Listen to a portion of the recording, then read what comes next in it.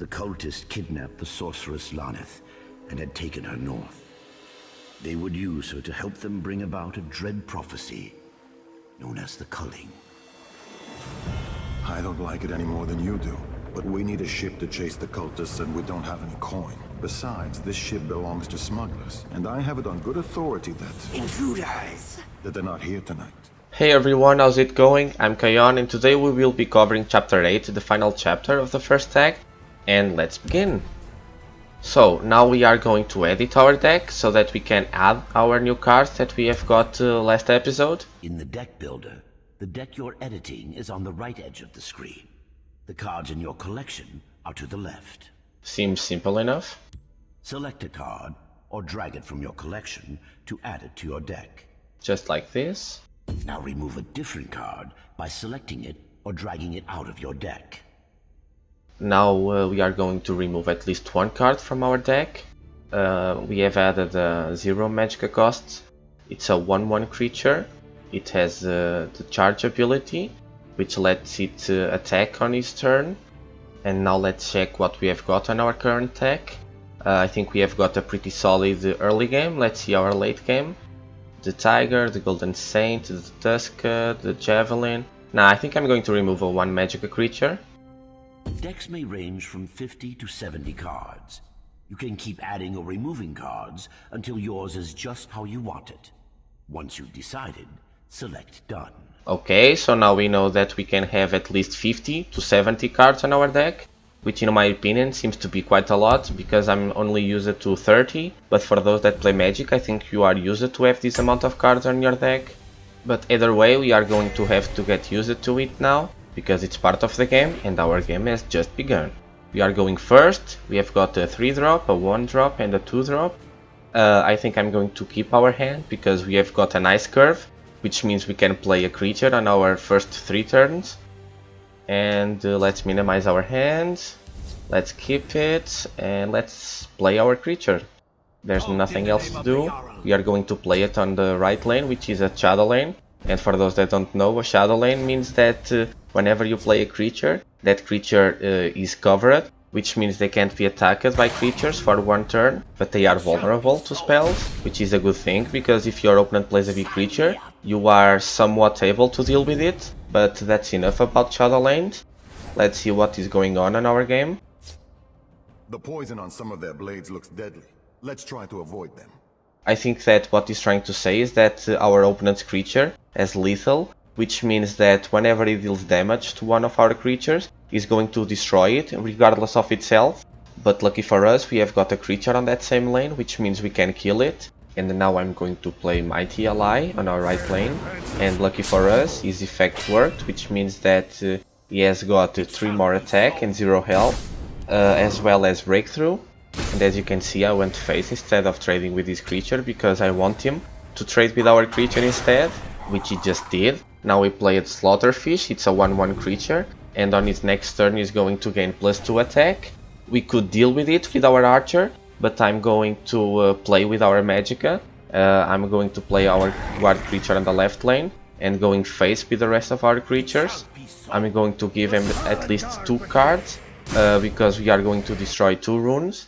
He didn't get a prophecy card, which is good for us, but on the other hand, on his turn he's going to be able to deal with our creature, which means that his 1/1 is going to be a 3/1, and he's going to kill our 6/3, just like that.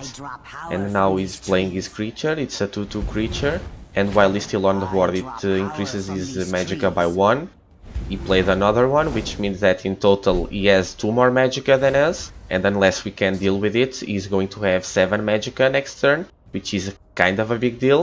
But unfortunately for us, we didn't draw anything that can deal with them. We are only able to deal 1 damage with our archer, which is not enough to kill one of them. We are instead going face, giving him 1 extra card because we have destroyed 1 rune, and lucky for us it wasn't a prophecy card. He's playing a guard creature, which increases his Magicka by 1 as well. He's going to give him an item with +1/+1 and lethal, which means that whenever we attack it, our creature is going to be destroyed in the process, regardless of its health. So now it's our turn. Let's see what we have got. We have got the Tiger, it's a 4/7 creature with Guard. We also got 6 Magicka to play with. And now I'm going to trade with one of his creatures that is increasing his Magicka, which is kind of a big deal. And as you can see, if you are on the right lane, you aren't able to target a creature on the left lane, and vice versa. And now I could have traded into his creature, but I went face instead, which gave him an extra card, and lucky for us it wasn't a prophecy card. I'm going to play our Tiger on the left lane and trade into his creature. Since his creature had lethal, it destroyed our creature regardless of its health. And now he's playing an action card which dealt 3 damage to us and healed him for that same amount, which destroyed one of our wounds, which gave us 1 extra card.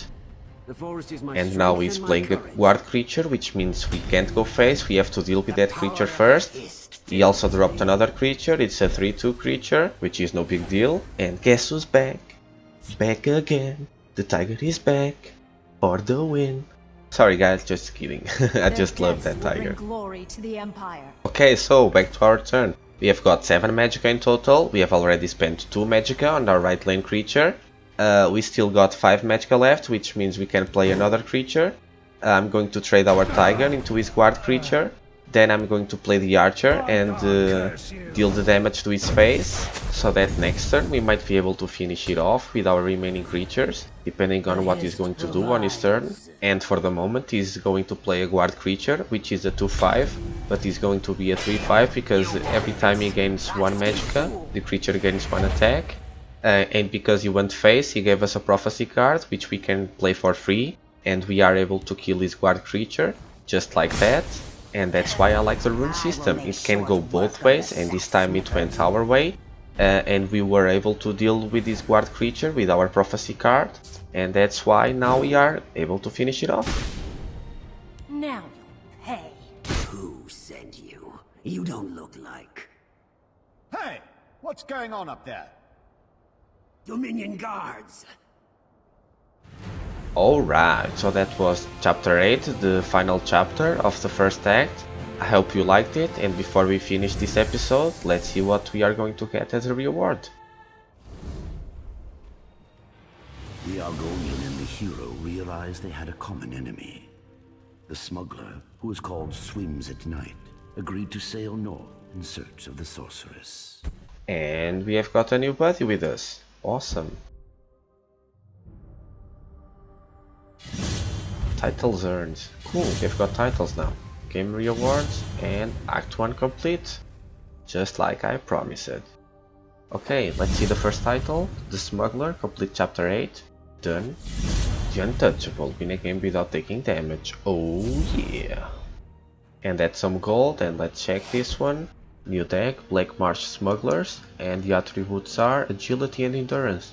Which, by the way, is the deck that we are going to be using throughout the whole Act 2. And I will be releasing those videos in the following days. But before that, and before closing this episode, let's do a quick recap. So, what are your thoughts on the game? Do you guys like it? Do you guys don't like it? Do you like the way they made the story mode together with the tutorial? Do you like the new mechanics such as 2 lanes, shadow lane and rune system?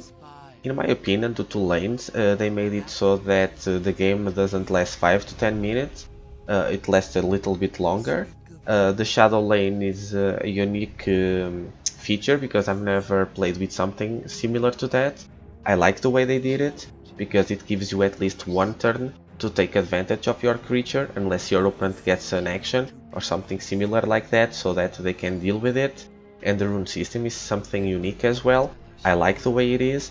I already told you that it can work both ways. I already gave you an example of that on our previous episodes. And yeah, I like the game, I like the way they did it, I like the new mechanics, and I'm super excited about the following episodes because we will be covering Act 2 and Act 3, which is full of surprises. And by the way, if you didn't know, The Elder Scrolls Legends is now in open beta, and what that means is that if you want to play the game, all you have to do is download the launcher, install the game, and play it yourself. And if you'd like, feel free to add me as your friend. And yeah, that's it for now, boys. I hope you liked it. I hope you liked Act 1, I hope you are excited about Act 2 and Act 3, just like I am. And see you next time. My name is Kayonne, and I'm out.